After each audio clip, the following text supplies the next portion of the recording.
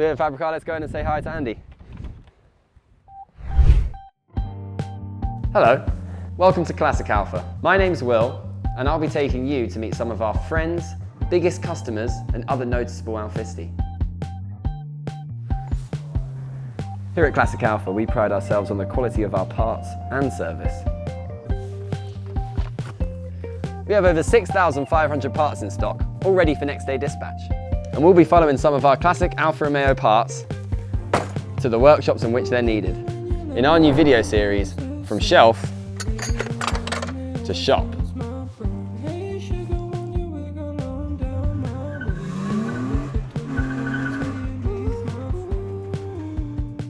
Andy, how are we doing? Hi, you alright? Yeah, good, thanks. Blimey, this looks lovely in here. Yeah, it's a little bit different, I think, from when you... Yeah, when I was last here, you just moved in, I think. Yeah. Sorry, nice to see you. And yeah. Well, you got the GTV6 here first, so we might as well start right at the front, that was here when you last came. It was here when I was last here, and you were doing some of the arches. Should we have a look at? Yeah, so we haven't done an awful lot on this one since you last come up. It was kind of a bit of a fill-in job, really. But the arch is kind of in this side, and that bottom bit of the quarter panel is all tacked in. And some stuff done on the inner wheel arch and things. So Andy here at Fabricar, he does all fabrication work. So it's making panels to fit, welding everything in. Yeah. Andy's been doing this Roundtail Spider. He did a massive panel order from us. What, the start of the year was it? Yeah, it must have been like April time. Yeah, April. I think about April. Like I came down in the Classic Alfa van, and we dropped off a van load of. It was a van load. It was a van load of bits for this beautiful Roundtail Spider he's doing for a client. Classic Alfa doors are fitting very well. They are fitting very well, actually, yeah. It was a bit of a relief when I put the doors on and they fitted that well, to be fair, because you remember what it was like. I mean, there wasn't an awful lot of the car left, and it'd been up to the dippers, and I mean, it had some bracing in it, but there's always that danger it's going to move a lot, but it hasn't done, so yeah, I was really pleased. It's very good news. All the new panels you can see here come straight from Classic Alfa. Andy's done a beautiful job of putting them all in place. What's been the most difficult bit so far? It's probably sorting the whole bulkhead area out, really, because it's had some accident damage and things like that. So, and it had so much previous sort of quite poor welding. It was a job to know what was right and what was wrong, and so it's just that there's a lot of head scratching about all of it, really. And with all Alfas, there seems to be like they seem to put things together in strange ways, shall we say, where you think, oh, that can't be how they are, but it is how they are. You do MIG, TIG, MIG and TIG, yeah. We don't do any. I don't do any like gas welding. The TIG is so good now. I kind of don't see any reason to do it, really. MIG is just a normal wire, you know, fed through the gun. Then TIG is just you know, you have a filler rod. But the filler rod that I use with the TIG on body is actually just 0.8 MIG wire. Oh, wow. Just trim it down.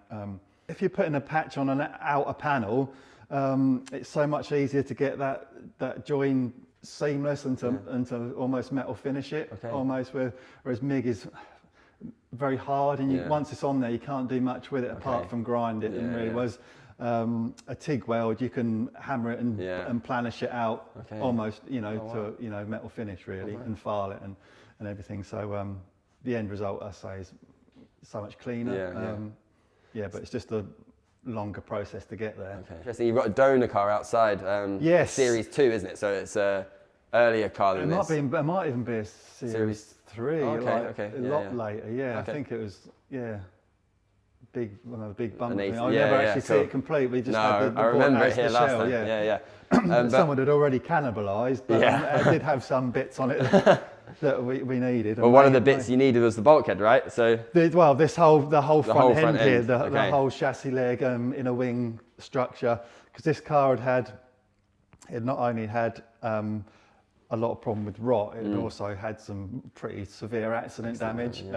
So all this main cross member was all bent up, and all this inner wing was bent, and it had been pushed back into the bulkhead there. So we cut the whole front end off and grafted this one on, kind of spot welded and everything down there. So it's pretty much as it would have come out the factory. Some of the main differences are this inner wing. On this side, it should be the same, exactly the same, a mirror image of that one. So if you see that one kind of comes outwards and this one is kind of inwards. And I think that's probably because the later ones had an injection or bigger air box or something that they needed to fit in there.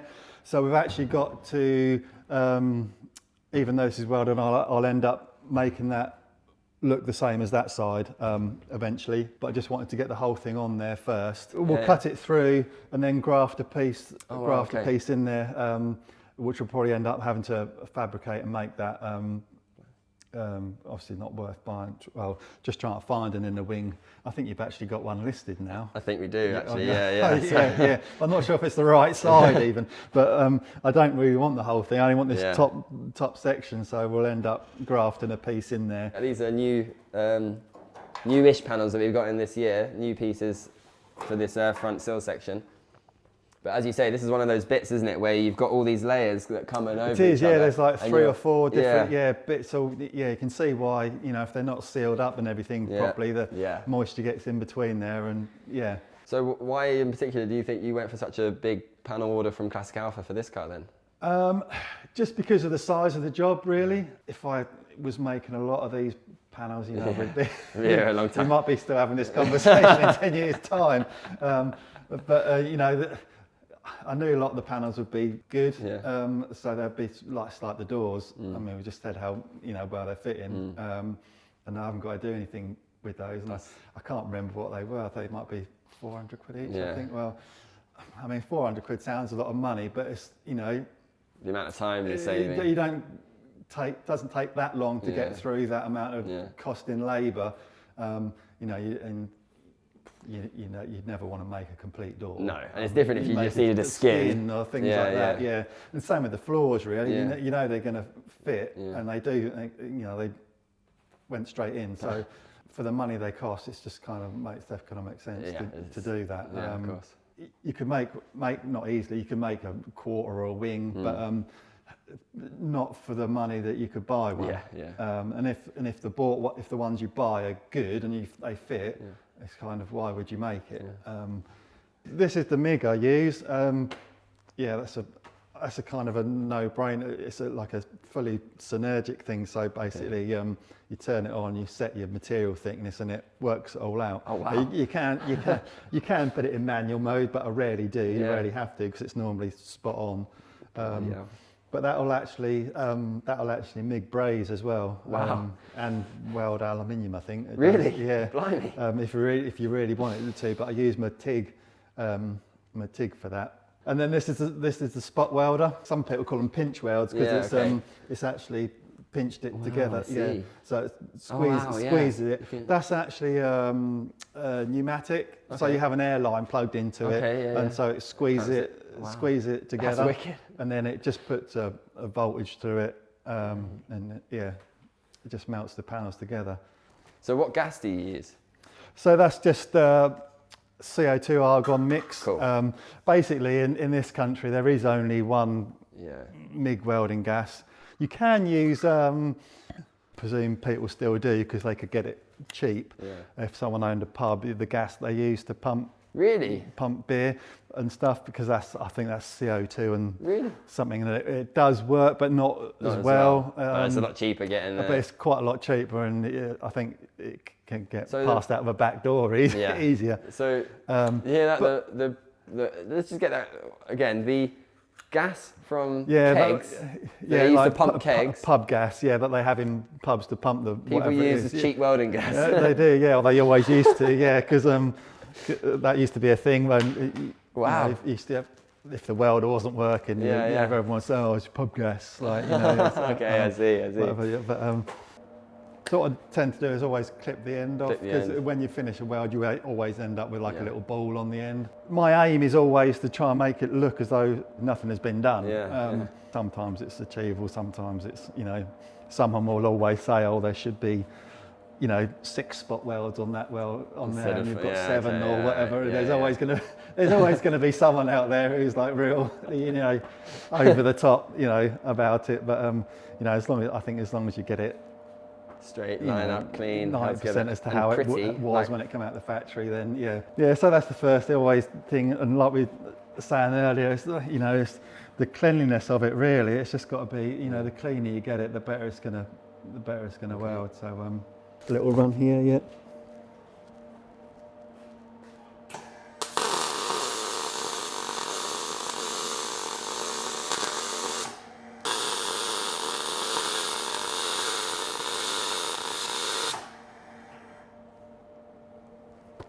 So you put these little like slugs separate, and then you go and fill in the gaps in between? No, so this, because this isn't, it's kind of depending on what you're doing really. Yeah. If you're, for want of a better panel, if you were joining obviously through there, you'd want to make sure the whole thing was completely welded up, because you're not going to want any gaps. But areas like this, it's purely, they welded them like that where they couldn't get a spot weld. I see. Okay. So really, you're only doing like a little seam. I see. A little seam. Seam weld. A couple of centimeters. Yeah. I mean, the other alternative you can drill holes and then plug weld it. Yeah. Okay.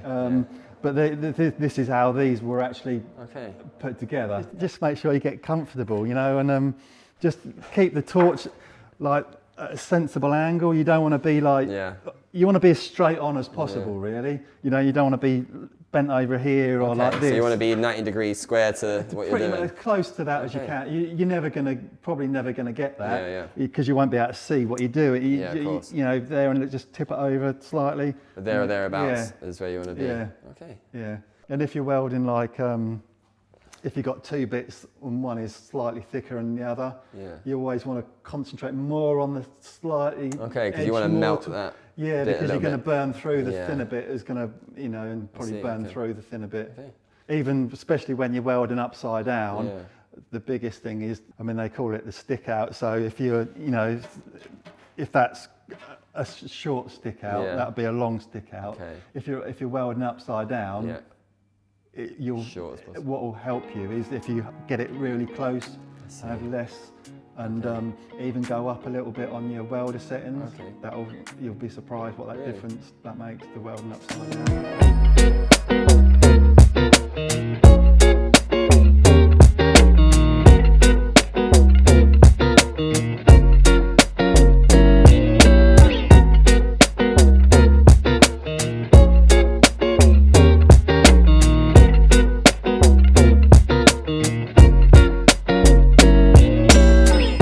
Thank you very much for having us today. No problem. It's been a pleasure coming and having a poke around. Yeah. Nice to see you again. Well, definitely.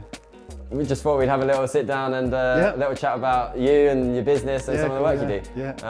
Well, firstly, you mentioned you haven't been in this building that long. No, so it was first of December I actually moved in properly, and the other guy moved out.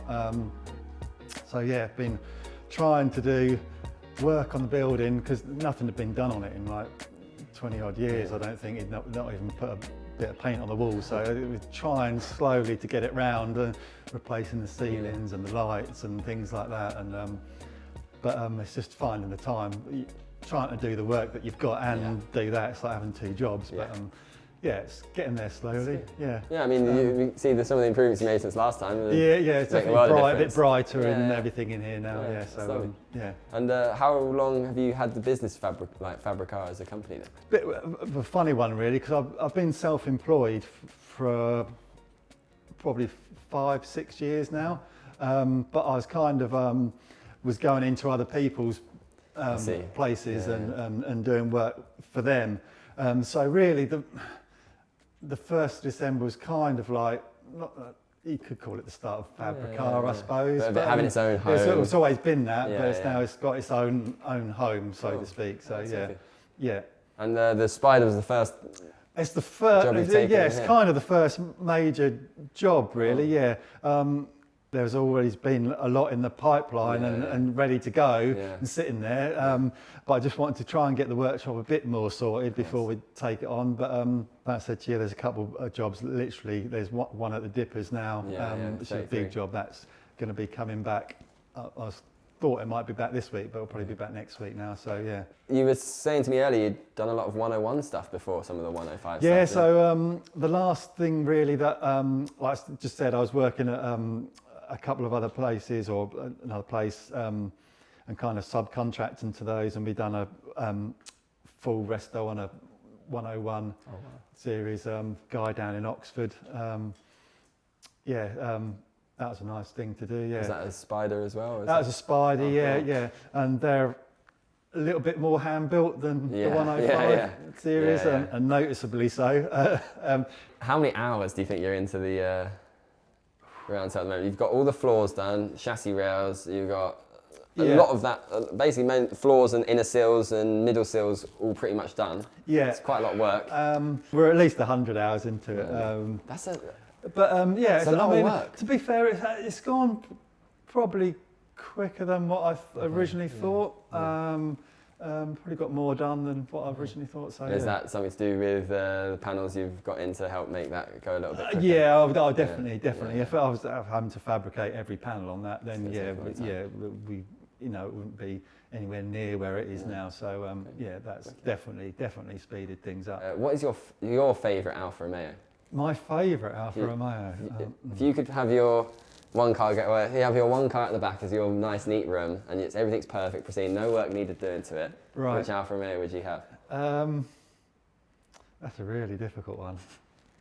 I do like Alfetta saloons. Yeah. Wicked. Transaxle. Yeah. Yeah. Cool. Yeah, I do like those. I would like one of those one day. I've got a 33, and I do love the 33. So I couldn't really say that was my dream because I've already got it. Yeah. But and that is pretty mint, and I do love that car. It's kind of that sort of early 90s, 80s, anything around that time really is. That's what you were growing up looking at. Yeah. Anything around that, but maybe the original like 33 Stradale. Stop it. Anything like that. But then some of those cars are like totally out of reach, aren't they? So I mean, it's not a dream car. Exactly. So I guess. But so what got you into fabrication in the first place then? Was it something you always liked when you were a kid? You always wanted to work in? Yeah, even as a tiny kid, my mum and dad always used to say I used to love taking things to bits, seeing how they work and putting them back together and making stuff, and always a bit like arts and crafty almost, and like, painting, drawing, making stuff, model making, airfit kits type things.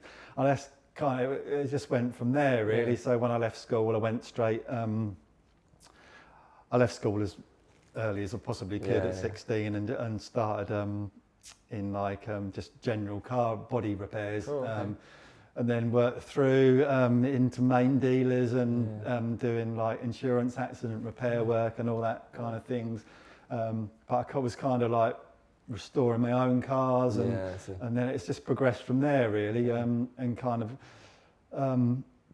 the accident repair side of it got to the point where I got fed up with new cars. They're just a real pain, just horrible things to work on. All the plastic you have to get through before you get to the metal. Yeah, they're so poorly put together. Everyone thinks their things have improved, but really we've kind of gone backwards in a way that like they're just being made cheaper really.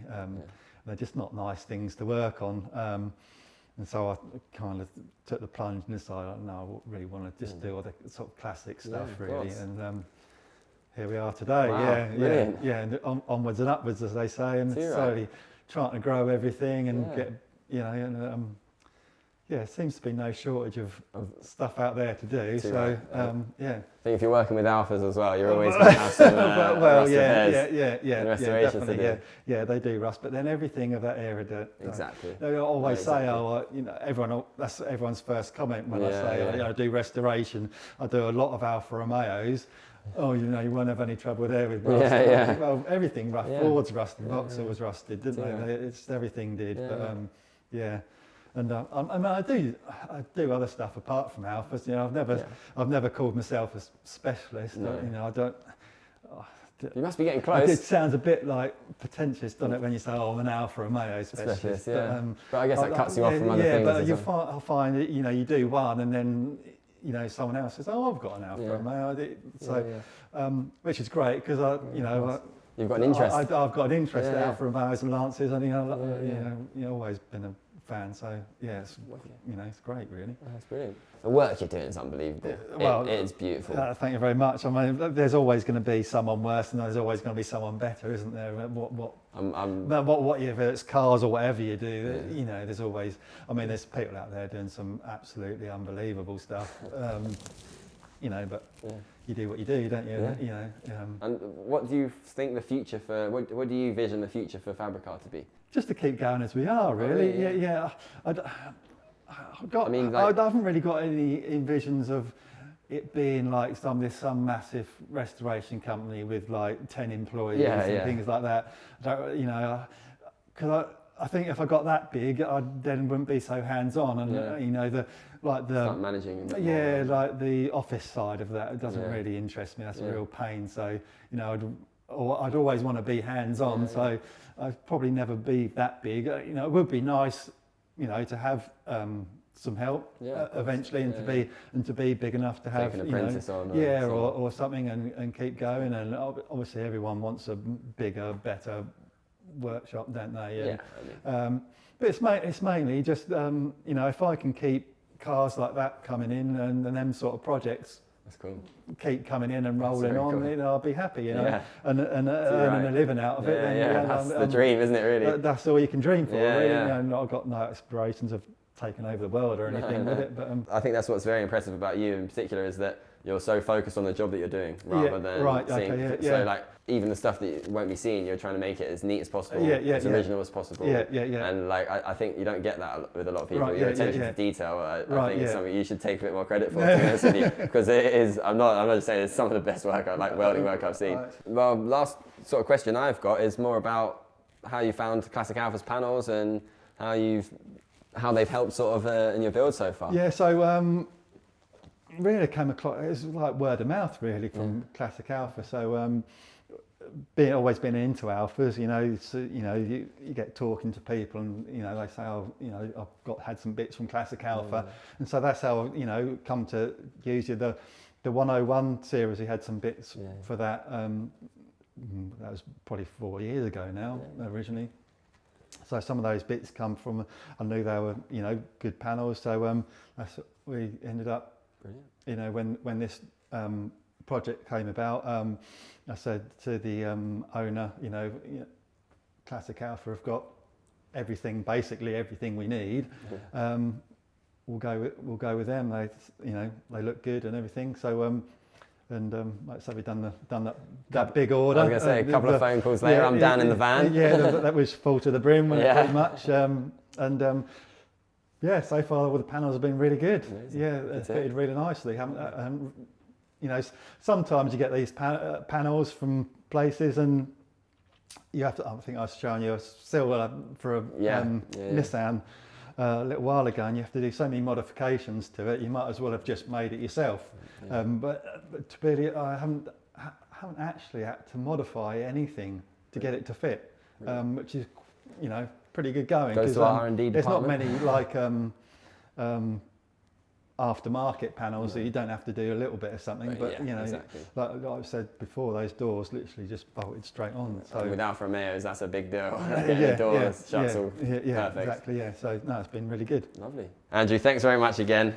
No problem. It wouldn't be a shelf to shop episode without us giving you a few Classic Alfa gifts. So here you are, your favourite resale red t-shirt. Lovely, thank you very much. Little mug and a couple of stickers for whatever car you want to stick them on. Thank you very much. Thanks very much again for everything. Thank you. And look forward to seeing you again soon. How are you cracking on? Yeah, brilliant. Brilliant. Cheers. Thanks very much to Andrew for helping us out here today. It was loved coming down to visit him. We're going to leave him to work now and get out of his hair. But if you want to like and subscribe down below, please do. And thanks very much for watching, guys.